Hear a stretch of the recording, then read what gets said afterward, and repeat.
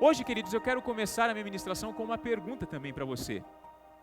O que Deus espera de mim?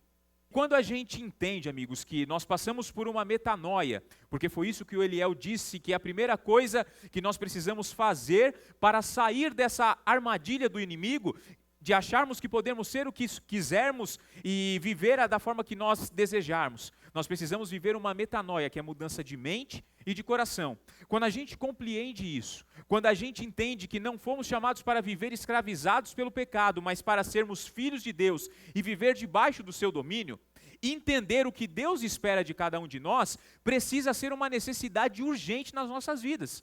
A gente precisa compreender e ter isso muito claro, mapeado, desenhado, para que a gente avance e para que a gente consiga verdadeiramente fazer aquilo que Deus nos criou para fazermos.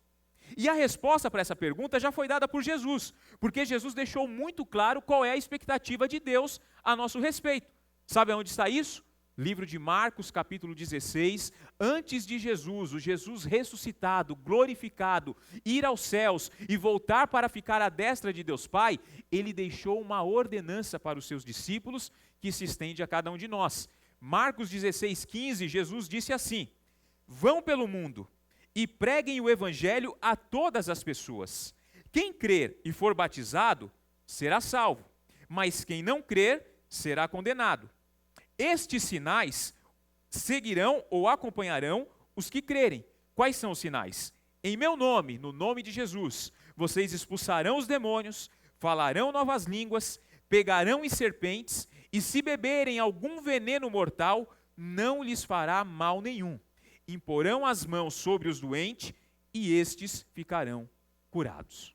Então, aquilo que o Senhor espera de nós, a expectativa de Deus a nosso respeito, foi apresentada por Jesus. Mas resumindo, trazendo a resposta da pergunta de hoje, o que Deus espera de mim? Deus espera que cooperemos com a igreja que Jesus iniciou. Tudo bem? Podemos terminar aqui. O que Deus espera de mim? Que eu coopere com a igreja que Jesus iniciou. Essa é a resposta da pergunta de hoje. Mas sabe quando você está fazendo vestibular, quando você está prestando alguma prova, e normalmente tem algumas questões assim, com base na resposta da pergunta anterior, como podemos cooperar com a igreja de Jesus? É sobre isso que eu quero falar com você nessa noite. É com base nesse questionamento, é com base nessa segunda pergunta que eu apresento para você, que eu quero te convidar a abrir a sua Bíblia no livro de Atos dos Apóstolos, no capítulo 9, para que juntos nós olhemos para o momento que eu digo mais importante da história do cristianismo pós-ressurreição de Jesus, que é o momento da conversão de Saulo de Tarso, o conhecido apóstolo Paulo, o maior missionário que esse mundo já viu. Olhando para a história de Paulo, olhando para o momento dessa conversão, nós iremos encontrar algumas chaves, algumas respostas que nos levarão a compreender como nós podemos cooperar com a igreja de Jesus. Você está disposto? Então vamos caminhar junto e eu tenho certeza que será um tempo abençoado para as nossas vidas nessa noite. Livro de Atos dos Apóstolos, capítulo 9, nós iremos ler esse texto a partir do versículo 1, eu vou fazer a leitura, fazer algumas aplicações com você, então mantenha a tua Bíblia aberta, eu vou compartilhar também com você alguns outros textos que conversam com o que nós iremos verbalizar nessa noite. Tome nota, assista novamente essa ministração e com certeza você irá progredir naquilo que o Senhor espera de cada um de nós na sua obra. Atos capítulo 9 diz assim: enquanto isso, Saulo ainda respirava ameaças de morte contra os discípulos do Senhor. Dirigindo-se ao sumo sacerdote, pediu-lhes cartas para as sinagogas de Damasco, de maneira que, caso encontrasse ali homens e mulheres que pertencessem ao caminho, era a forma como a igreja de Jesus era conhecida naqueles dias, como a seita do caminho, a religião do caminho. Caso ele encontrasse pessoas que pertencessem ao caminho, pudesse levá-los presos para Jerusalém. Só que antes da gente continuar nessa história, eu quero te convidar a dar alguns passos atrás. Se a gente voltar para o capítulo 8 de Atos, no primeiro versículo, vai dizer que Saulo estava ali consentindo com a morte de Estevão. Quem é Estevão? Se nós dermos mais 2 passos atrás, no capítulo 6, nós vamos encontrar Estevão, que faz parte de um grupo de 7 homens que foram escolhidos pelos apóstolos para organizar a igreja primitiva. Os discípulos estavam enfrentando um problema que a igreja cresceu de uma forma muito grande, de uma forma muito exponencial após as ministrações do apóstolo Pedro, e eles estavam precisando cuidar de questões administrativas. Então eles tiveram a orientação do Espírito Santo de separar 7 homens cheios do Espírito Santo para coordenar as questões administrativas da igreja, enquanto eles, os apóstolos, iriam focar na oração e na pregação do evangelho. E esses 7 homens cheios do Espírito Santo, eles foram escolhidos, separados, e lá em Atos capítulo 6 vai dizer que depois dessa organização, a igreja começou a crescer de uma forma muito exponencial. E Estevão era diferenciado no meio desse grupo. Ele era um homem que operava muitos sinais e prodígios e maravilhas. Aí quando a gente olha lá para a história em Atos 6, vai dizer que os fariseus ficaram incomodados com o que estava acontecendo. Os fariseus sempre foram a principal oposição ao ministério de Jesus e agora são a principal oposição à igreja de Jesus que estava sendo formada, que estava começando a se desenvolver. Então eles conspiraram e eles iriam tomar uma atitude, uma decisão que desencadearia uma sequência de fatos que mudariam de uma vez por todas a história da igreja de Jesus. Primeiro, eles conspiraram para que Estevão fosse preso. Estevão foi preso, condenado por estar anunciando algo que era mentiroso segundo os fariseus. Só que quando ele chega diante do sinédrio judaico e ele faz a defesa de si próprio, ele tem tanta ousadia do Espírito Santo para conectar Abraão, os profetas, a lei, que ele deixa ainda mais enfurecido os fariseus. E aí eles resolvem matar Estevão. Atos capítulo 7 vai contar que eles levaram Estevão para fora da cidade, para além dos muros ali de Jerusalém, e apedrejaram Estevão até a sua morte. Só que esse mesmo texto vai dizer que enquanto Estevão está sendo apedrejado e prestes a sucumbir, diz que ele exclama dizendo que ele vê os céus abertos e o Filho do Homem, que era o próprio Jesus, à destra de Deus. Isso enfurecia ainda mais aqueles homens, e dentre esses homens está esse Saulo de Tarso, que recebeu as vestes daqueles que aprisionaram e mataram Estevão, a fim de preservar a identidade deles, para que eles não fossem condenados. Tudo bem até aqui? Mas quem é esse Saulo? Se nós olharmos, queridos, não existe uma forma melhor de definir quem é esse Saulo do que da mesma forma que ele se apresentou, já transformado como Paulo, como o apóstolo que plantou diversas igrejas, quando ele escreve a igreja de Filipenses. Lá em Filipenses capítulo 3, versículos 5 e versículo 6, Paulo está falando a respeito da confiança que devemos ter no Senhor e da orientação que ele dá para que não confiemos em nós mesmos, mas que a nossa esperança e a nossa confiança seja em Cristo. Aí ele diz, eu poderia ser um que me iria se vangloriar pelo que eu era. Aí ele começa a apresentar o seu currículo. Aí ele diz, eu fui circuncidado no 8º dia de vida. Eu pertenço ao povo de Israel, à tribo de Benjamim, um verdadeiro hebreu. Quanto à lei, fariseu, ele fazia parte do grupo mais rígido, que mais tinha intimidade com a lei naqueles dias. Quanto ao zelo, eu era perseguidor da igreja, porque até então, perseguir a igreja, ele entende que está totalmente de acordo com aquilo que ele acreditava e que ele estava fazendo um bem para Deus. Essa era a percepção que Paulo tinha, e nós iremos observar ao longo dessa explanação. Perseguidor da igreja, quanto à justiça que há na lei, eu era irrepreensível. Em outras palavras, amigos, Saulo era a personificação da religião de Israel naqueles dias. Ele era o mais influente, poderoso, admirável e temido fariseu da época. Saulo era um antagonista da religião do caminho, da igreja de Jesus que estava sendo formada. Ele era a maior ameaça da igreja naquele dia, naquele presente momento. Até que Jesus teve um encontro com Saulo. Vamos continuar? Atos 9, versículo 3 nos diz assim: em sua viagem, quando se aproximava de Damasco, de repente brilhou ao seu redor uma luz vinda do céu. Ele caiu por terra e ouviu uma voz que lhe dizia: Saulo, Saulo, por que você me persegue? Saulo perguntou: quem és tu, Senhor? Ele respondeu: eu sou Jesus, a quem você persegue. Levante-se, entre na cidade, alguém lhe dirá o que você deve fazer. Os homens que viajavam com Saulo pararam emudecidos, ouviam a voz, mas não viam ninguém. Saulo levantou-se do chão e, abrindo os olhos, não conseguia ver nada. E os homens que o levaram, e foi os homens que os levaram à mão até Damasco. Por 3 dias ele esteve cego, não comeu e nem bebeu. Saulo estava com medo, amigos, quando ele está caminhando na estrada de Damasco e acontece esse fenômeno. Porque a sua religiosidade e o status que ela proporcionava estavam totalmente ameaçados. Desde o dia em que ele consentiu com a morte de Estevão, e Lucas vai dizer que o semblante de Estevão era como de um anjo celestial, e é com esse semblante que Estevão declara dizendo: eu estou vendo os céus abertos. Isso mexeu com Saulo de uma forma que ele falou: eu preciso conter esse avanço dessa religião, eu preciso conter o avanço desse povo antes que seja tarde demais.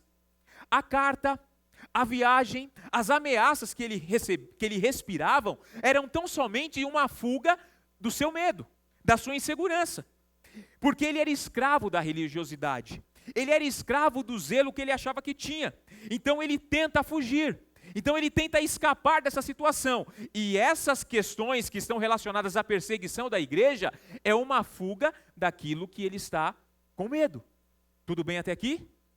Só que sabe o que é interessante? Quando você está aprisionado pelo pecado, quando você é filho do diabo, como foi comunicado aqui a semana passada, você foge, você corre, mas o teu Senhor te captura sempre com facilidade. Porque sempre alguma coisa, algum gatilho que vai fazer com que você volte para as práticas antigas. Por isso que nós precisamos viver uma transformação verdadeira e sermos verdadeiramente libertos por Jesus. A pergunta que eu fiz a você nessa noite: como podemos cooperar com a igreja que Jesus iniciou? A primeira chave dessa resposta que eu quero compartilhar com você é rendendo-se ao dono da igreja. O texto vai dizer que quando ele está aproximando-se de Damasco, ele viu uma luz brilhando ao seu redor e uma voz que vinha do céu chamando pelo nome. E ele, como um homem inteligente que era, muito organizado intelectualmente, ele responde a pergunta com uma outra pergunta: quem é o Senhor? Jesus fala: eu sou Jesus a quem você persegue. Em algumas versões tem um complemento dizendo: vai ser difícil para você lutar contra os arguilhões. Vai ser difícil você escapar daquilo que eu tenho preparado para você. Ele não tem uma alternativa, ele não tem nenhuma outra opção, ele simplesmente se rende. E quando ele se rendeu, algo aconteceu automaticamente. Saulo, que estava preso pelas amarras da religiosidade, que estava escravizado pelo zelo, o falso zelo que ele tinha, por aquilo que ele acreditava e que ele foi ensinado durante toda a sua vida, ele foi liberto instantaneamente. Jesus compra o seu passe e ele passa agora a estar vivendo debaixo do domínio de Jesus. Jesus encontra Saulo de Tarso no caminho que Saulo escolheu caminhar.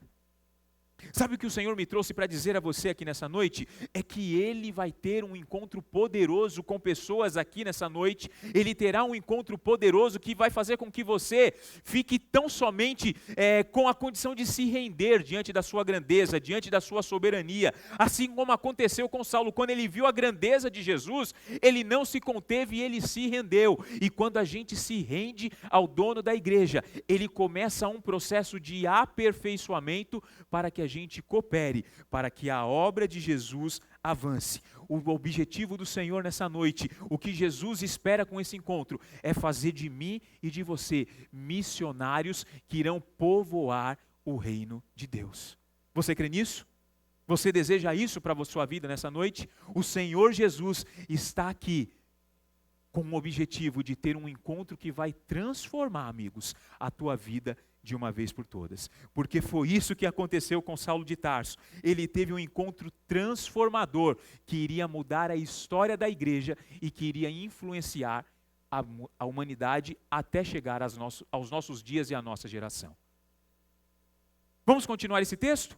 A partir do versículo 10, o texto vai continuar dizendo: em Damasco havia um discípulo chamado Ananias. O Senhor o chamou numa visão, dizendo: Ananias? Ele respondeu: eis-me aqui. O Senhor lhe disse: vá à casa de Judas, na rua chamada Direita, e pergunte por um homem de Tarso chamado Saulo. Ele está orando. Numa visão, ele viu um homem chamado Ananias chegar, impor-lhe as mãos para que voltasse a ver. Aí Ananias respondeu ao Senhor: Senhor, eu tenho ouvido muita coisa a respeito desse homem e de todo o mal que ele tem feito aos teus santos em Jerusalém. Ele chegou aqui com autorização dos chefes dos sacerdotes para prender todos aqueles que invocam o teu nome. Mas o Senhor disse a Ananias: vá, este homem é meu instrumento escolhido para levar o meu nome perante os gentios, os seus reis e perante o povo de Israel. Mostrarei a ele o quanto ele deve sofrer ou padecer, em outras versões, pelo meu nome. Então Ananias foi, entrou na casa, pôs as mãos sobre Saulo e disse: irmão Saulo, o Senhor Jesus, que lhe apareceu no caminho por onde você vinha, enviou-me para você, para que volte a ver e seja cheio do Espírito Santo. Imediatamente, algo como escamas caíram dos seus olhos, e ele passou a ver novamente. Levantando-se, foi batizado, e depois de comer, recuperou as suas forças. Amém? Deixa eu beber uma água, amigos.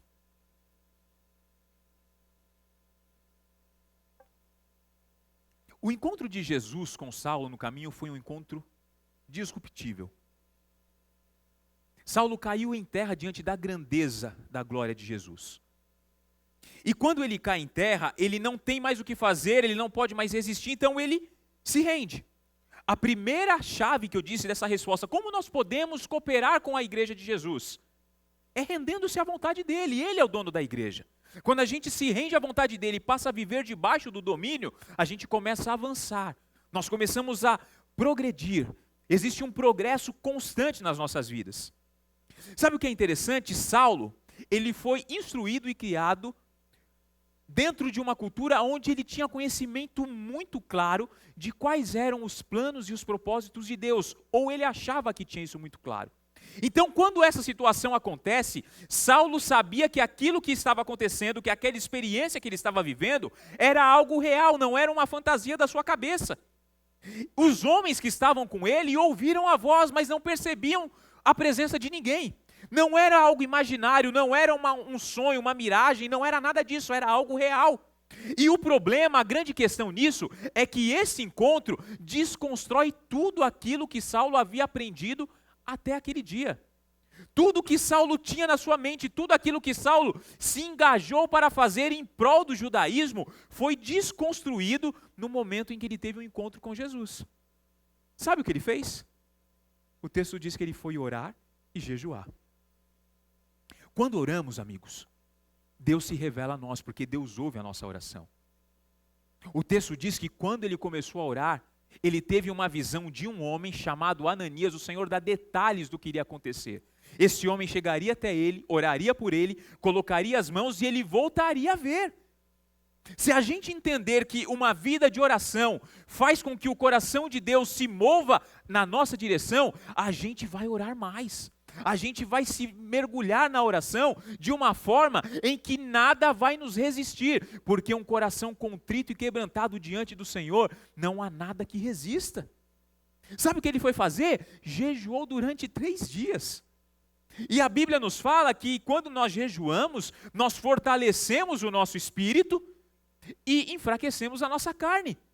O próprio apóstolo Paulo, quando escreve aos Coríntios, na sua primeira carta, capítulo 2, versículo 15 e 16, ele diz: mas quem é espiritual, discerne bem todas as coisas, e ele mesmo por ninguém é discernido. Pois quem conheceu a mente do Senhor para que possa instruí-lo? Nós, porém, temos a mente de Cristo.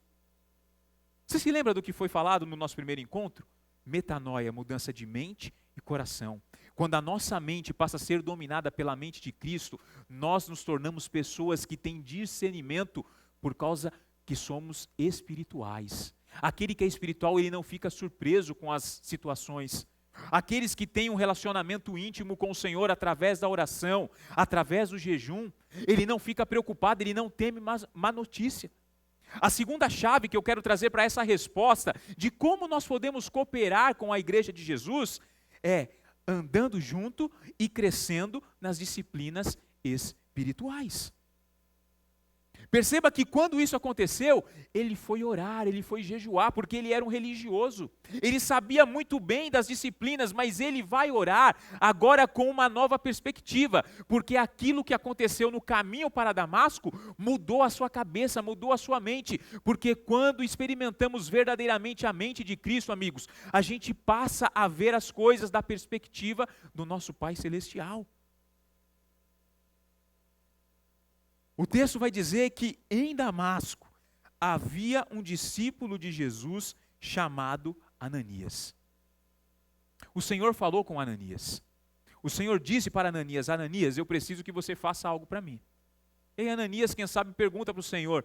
O texto não nos dá essa riqueza de detalhes, mas na minha mente de jovem pregador eu começo a viajar e imaginar esse diálogo.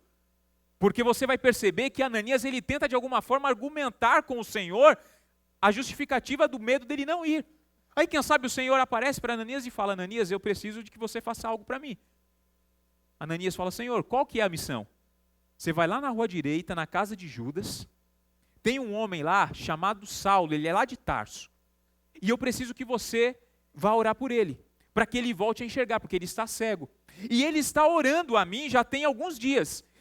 E nessa oração eu mostrei algo para ele, que um homem chamado Ananias iria orar por ele e ele voltaria a ver. Aí Ananias começa a querer argumentar com o Senhor. E ele diz assim: Senhor, o Senhor tem certeza do que o Senhor está me pedindo? Porque eu tenho escutado muito a respeito desse homem. A notícia que corre por aí é que ele veio de Jerusalém com carta do chefe do sumo sacerdote, para prender todos aqueles que confessam o teu nome e levá-los prisioneiros para serem mortos em Jerusalém. Senhor, o Senhor tem certeza que é isso que o Senhor quer que eu faça? Não dá para usar um outro discípulo, uma outra pessoa? Quem sabe, amigos, eu estou aqui imaginando, Ananias fazia parte daqueles que lá em Atos 7 precisaram fugir de Jerusalém, porque Estevão havia sido morto e a igreja se dispersou, saindo de Jerusalém e indo para as regiões circunvizinhas. Mas o Senhor fala de uma forma muito clara com Ananias, dizendo: Ananias, vai, porque eu tenho algo a fazer na vida desse homem. Não questiona a minha ordenança não, Ananias. Anda junto com esse homem, porque eu tenho algo para fazer na vida dele. Quando eu me preparava, queridos, e estudava para aquilo que o Senhor tem colocado no meu coração e que eu estou compartilhando com você nessa noite, o Senhor falou muito forte ao meu coração, e eu compartilhei isso com os pastores, com a equipe de cooperadores que está trabalhando aqui no Quartas com Vida. E eu estendo isso para os nossos líderes de células, para os discípulos mais experientes, para aqueles que já estão caminhando com Jesus há algum tempo. Jesus tem escolhido Quartas com Vida para ser uma estrada de Damasco. Homens e mulheres entrarão por aquelas portas, serão impactados pelas transmissões e verão a glória de Jesus e passarão por uma transformação de mente e de coração. E Jesus precisa de Ananias nos dias de hoje que estejam dispostos a caminhar juntos, a andar junto, a oferecer o discipulado que o Evangelho exige de cada um de nós. Nós fomos chamados para isso, queridos. Nós que já temos mais experiências, que já temos mais vivência com o Evangelho, precisamos cooperar com a igreja de Jesus, formando novos discípulos. Porque nós precisamos, de uma vez por todas, influenciar, queridos, essa geração. E o pastor Fábio Catalani ministrava algo ao meu coração dizendo, e eu acredito nisso, isso é uma marca da nossa comunidade, influenciar e cooperar com a igreja de Jesus não se limita a esse prédio, a essas 4 paredes. Tem muito mais relevância o que a gente faz lá fora. Tem muito mais relevância a forma com que as pessoas olham para nós, observam as nossas vidas e enxergam o testemunho que nós estamos dando. Ananias estava disposto a andar com Saulo o tempo que fosse preciso. O nome disso é discipulado. E sabe o que é interessante? Apesar de ser legítima a justificativa de Ananias, ele levantou e foi fazer aquilo que o Senhor ordenou. E aí, amigos, quando Ananias e Saulo se encontram, não existe mais medo. Não tem mais medo de Ananias do que Saulo pode fazer, e não tem mais medo de Saulo da desconstrução que ele vai sofrer, porque agora eles estão debaixo do domínio do mesmo Senhor. Quando você está andando junto, quando você vive uma vida de comunhão, quando você vive uma vida de relacionamento, você não tem medo, as suas inseguranças, elas são vencidas porque a orientação, o conselho de alguém que é mais experiente, de alguém que tem mais intimidade com Jesus, porque quem sabe começou a caminhar alguns dias antes, fortalece você, fortalece o teu coração. Sabe o que é isso aqui, amigos? É a personificação ou a exposição de algo que o próprio apóstolo Paulo pintou e que é muitas vezes emblemático, mas confuso ao mesmo tempo. Porque quando Paulo escreve à igreja de Coríntios, na primeira carta, capítulo 7, versículo 22, ele diz assim: pois o escravo que foi chamado pelo Senhor é agora um homem livre. Assim também o homem livre que foi chamado por Cristo é escravo de Cristo. Perceba que isso aqui está muito claro, porque Saulo está a caminho de Damasco, preso pela religiosidade, amarrado pelo zelo ou pelo falso zelo que ele tinha. Ele foi liberto por Jesus, mas a partir do momento que ele é liberto por Jesus, ele passa a fazer parte do rebanho de Jesus. Ele está debaixo do domínio de Jesus. Ananias é um homem livre, já havia aceitado o Senhor, já tinha um relacionamento, já tinha uma vida de comunhão, já estava caminhando. Mas a partir do momento que o homem livre foi chamado, ele passa a ser escravo de Cristo. Você deseja cooperar com a igreja de Jesus? Você precisa render-se à sua vontade, à sua soberania e confiar no projeto que Ele tem para cada um de nós. Nós precisamos reconhecer que existe um senhorio, algo que nos domina. Alguns historiadores chamam isso de escravos por amor. Porque foi para a liberdade que Cristo nos libertou, mas essa liberdade consiste em estar debaixo do seu domínio. Faz sentido? Talvez seja confuso para você, mas o Eliel deu um exemplo quando nós conversávamos a respeito disso, quando esse tema começou a inspirar o coração da nossa equipe. E ele falou assim: Anderson, o Senhor nos chamou para uma vida de liberdade. E essa liberdade que nós temos em Cristo, ela é tão grande que a gente pode escolher a camiseta que a gente quiser, desde que essa camiseta seja preta. Você entende? Existe uma liberdade, mas essa liberdade está condicionada à vontade dele, que é superior.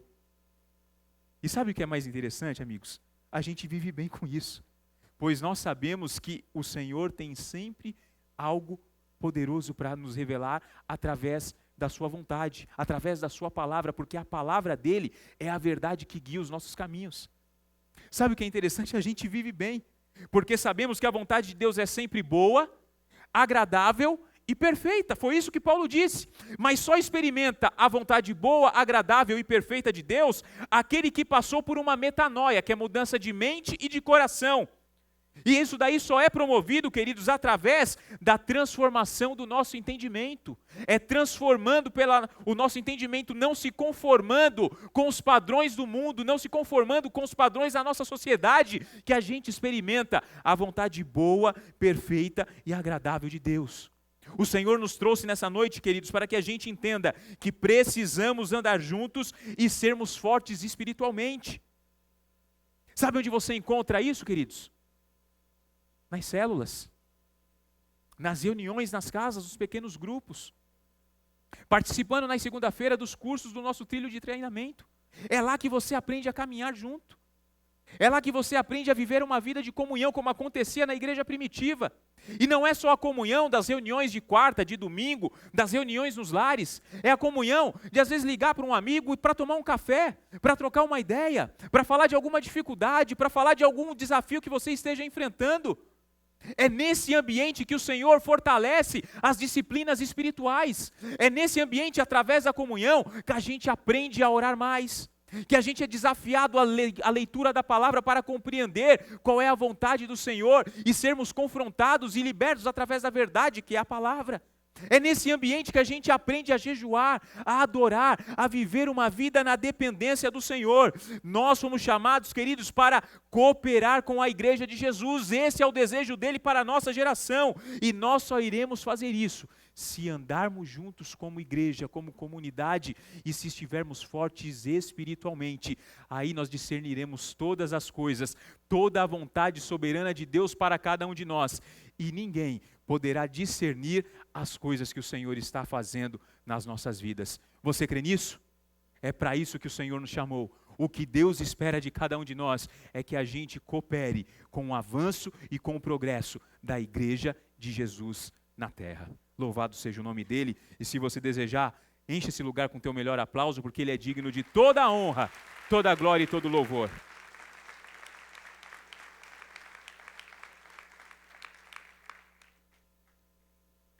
O texto vai continuar dizendo, a partir do versículo 20,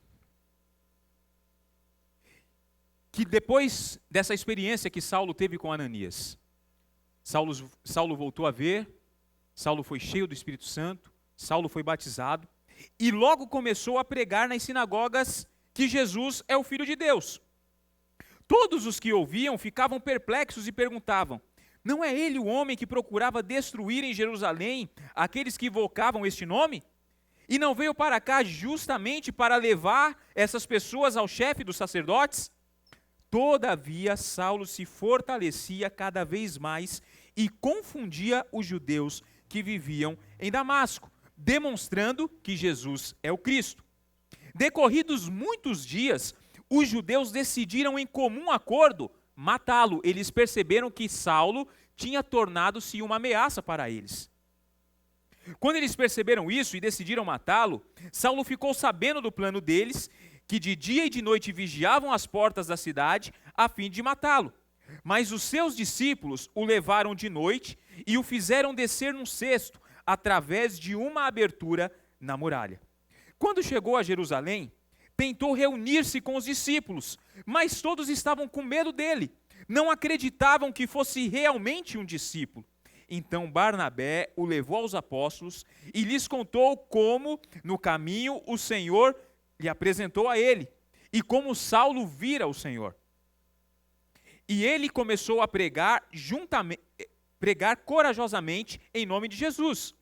Assim Saulo ficou com eles, os apóstolos, e andava com liberdade em Jerusalém, pregando corajosamente em nome do Senhor. Falava e discutia com os judeus de fala grega, mas estes tentavam matá-lo. Sabendo disso, os irmãos os levaram para Cesareia e o enviaram de volta para sua terra natal, que era a terra de Tarso.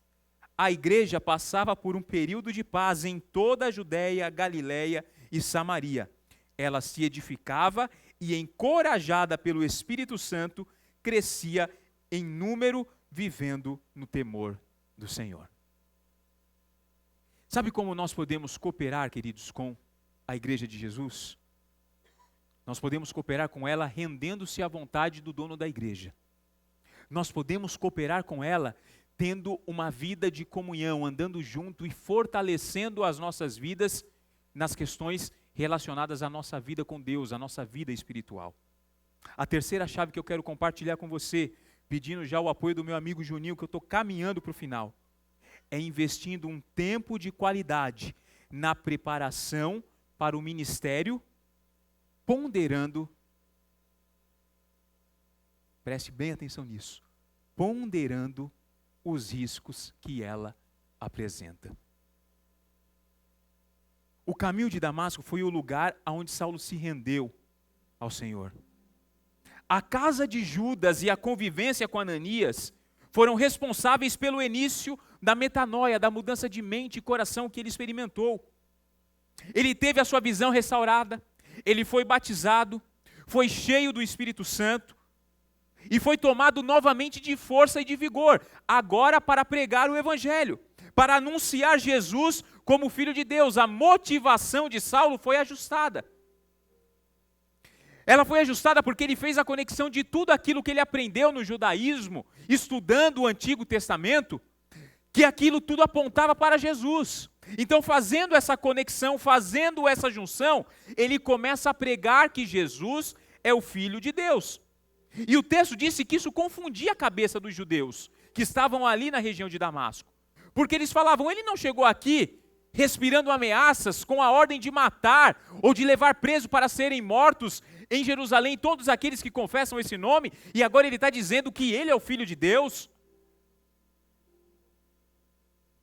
Essa confusão na cabeça dos judeus ali de Damasco conspirou com a ideia de matar Saulo. Eles falaram assim, olha, esse homem não é confiável, porque eu acredito que na mente deles passava a falsa impressão de que Saulo estava usando isso como uma estratégia, quem sabe para trazer as pessoas para próximo dele e executar o seu plano inicial. Faz sentido isso para você também? Porque é só isso que passa na minha cabeça, porque aqueles homens não têm a clareza do que nós lemos, nós vimos o quadro completo, aqueles estão participando da construção dessa história. Eles resolvem então matar o apóstolo Paulo, que ainda era Saulo, mas o Senhor já tinha um propósito com ele. Você lembra do que o Senhor disse a Ananias? Ananias, vá. Este homem é meu instrumento escolhido para levar o meu nome perante os gentios e os seus reis, e perante o povo de Israel. Mas o Senhor também disse, eu vou mostrar para Saulo o quanto que ele vai padecer pelo meu nome. Você quer cooperar com a igreja de Jesus? Invista um tempo de qualidade no desenvolvimento do teu ministério, mas pondere os riscos que isso vai causar. Porque quando isso acontece, a vida de Saulo começa a virar uma montanha-russa. Porque ele teve que fugir de Damasco. O texto diz que ele foi colocado num cesto e descido para fora da cidade por uma fresta que tinha nas muralhas de Damasco, porque as portas estavam vigiadas pelos judeus, porque eles tinham a intenção de matá-lo.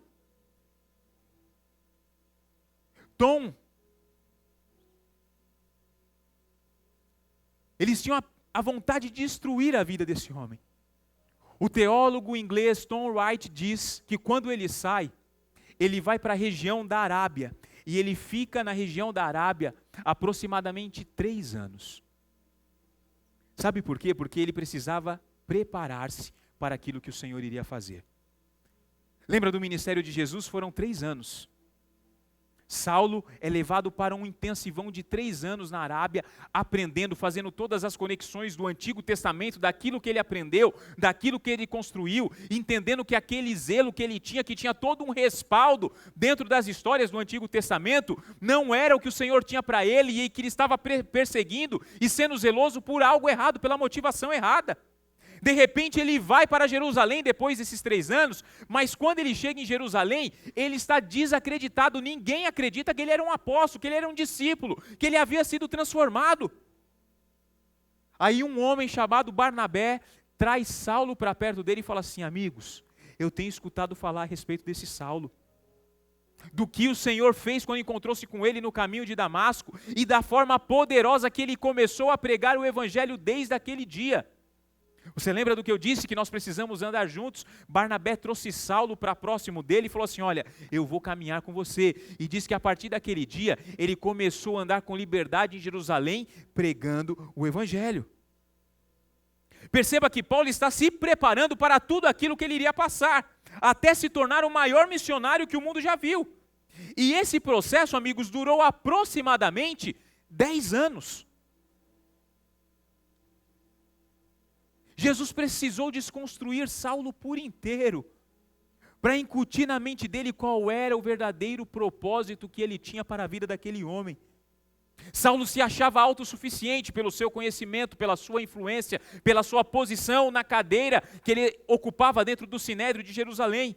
Jesus vai trabalhar desconstruindo isso, primeiramente no interior, nas convicções de Saulo, para depois trabalhar através de Saulo.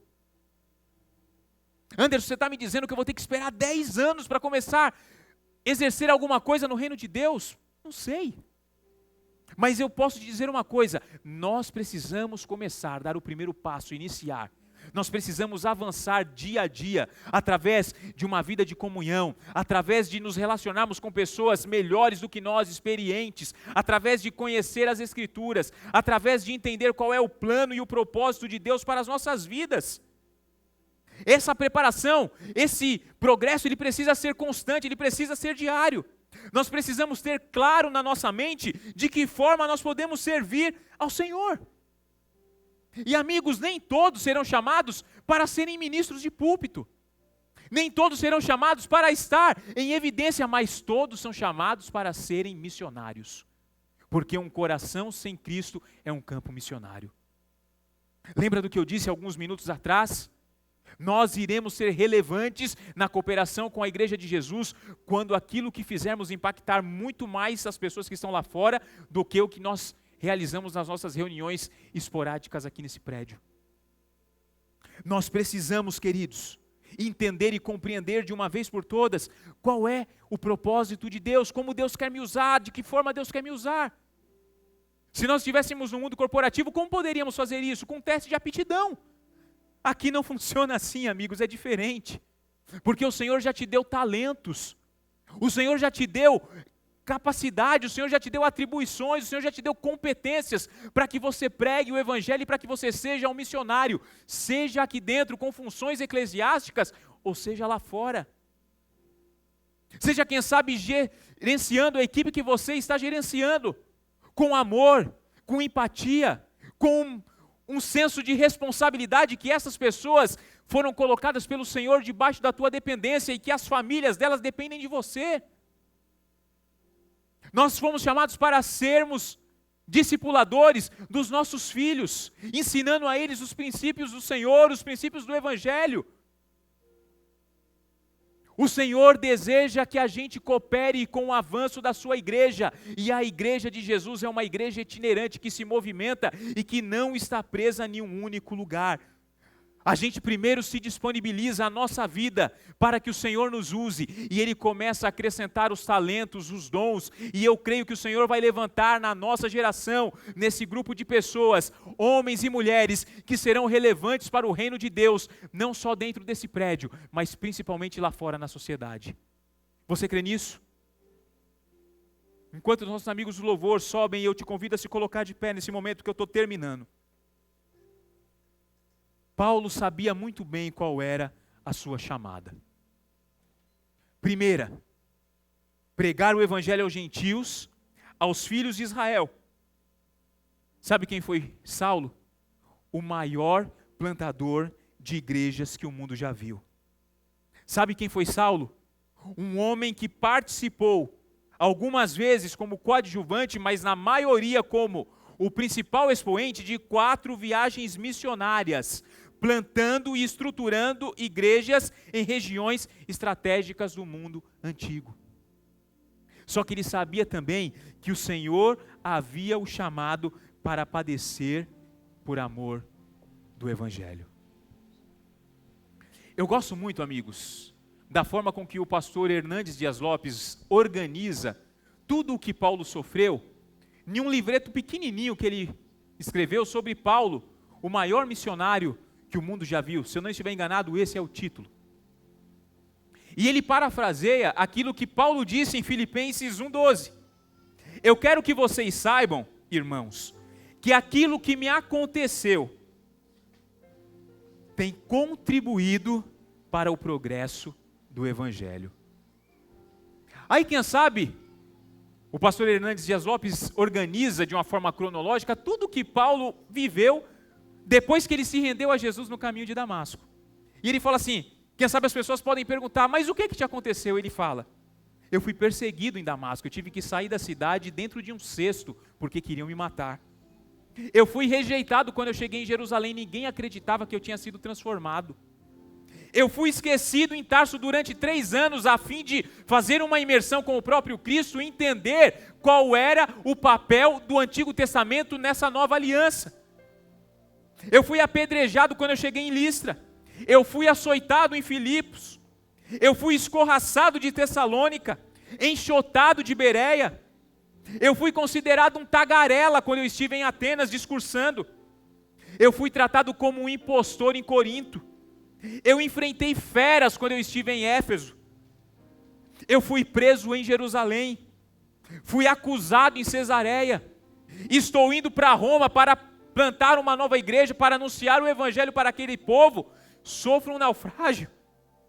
Quando sofro esse naufrágio dentro da ilha de Malta, sou picado por uma cobra. Quando chego em Roma, chego preso e condenado para morrer e me tornar um mártir. Só que Paulo tinha uma coisa muito clara na sua mente: Deus estava no controle de todas as coisas. Eu concluo, queridos, essa mensagem nessa noite, convidando você e pedindo que os nossos amigos projetem para nós 2 Timóteo 4, a partir do versículo 6. Eu concluo essa mensagem nessa noite dizendo: a gente precisa se render ao dono da igreja, à vontade de Jesus, ao propósito dele para as nossas vidas. Nós precisamos andar mais juntos, ter mais intimidade, abrir mais o coração, ter mais comunhão, ser forte espiritualmente, porque não dá para viver oscilando. Nós precisamos, queridos, sim, investir tempo no nosso ministério, seja ele aqui ou seja ele lá fora, principalmente lá, e ponderar os riscos que isso oferece. Mas nós precisamos ter a clareza que em todas as situações que nós vivermos, o Senhor é soberano e Ele tem o controle de tudo.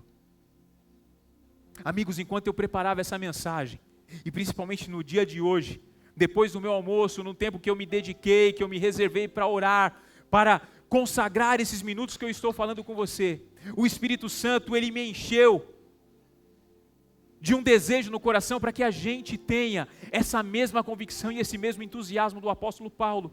Porque quando eu olho para a história de Paulo, eu me sinto uma pessoa medíocre. Quando eu olho para a história desse homem, eu percebo que o que eu estou fazendo é muito pouco, está muito aquém daquilo que o Senhor espera, e que o Senhor tem capacitado a mim diariamente e também a você, para fazer e cooperar com a obra dele. Porque só vai ter relevância, queridos, e só vai fazer sentido tudo aquilo que nós temos vivido e essa caminhada que temos com Jesus, se nós chegarmos ao final da nossa vida com a mesma certeza que Paulo chegou quando ele escreve a Timóteo, seu filho na fé, e que provavelmente seria o seu sucessor no projeto da igreja de Jesus. Capítulo 4 de Timóteo, versículo 6, ele diz assim: Timóteo, eu já estou sendo derramado como uma oferta de bebida, e está próximo o tempo da minha partida. Eu combati o bom combate, eu acabei a minha carreira, mas eu guardei a minha fé.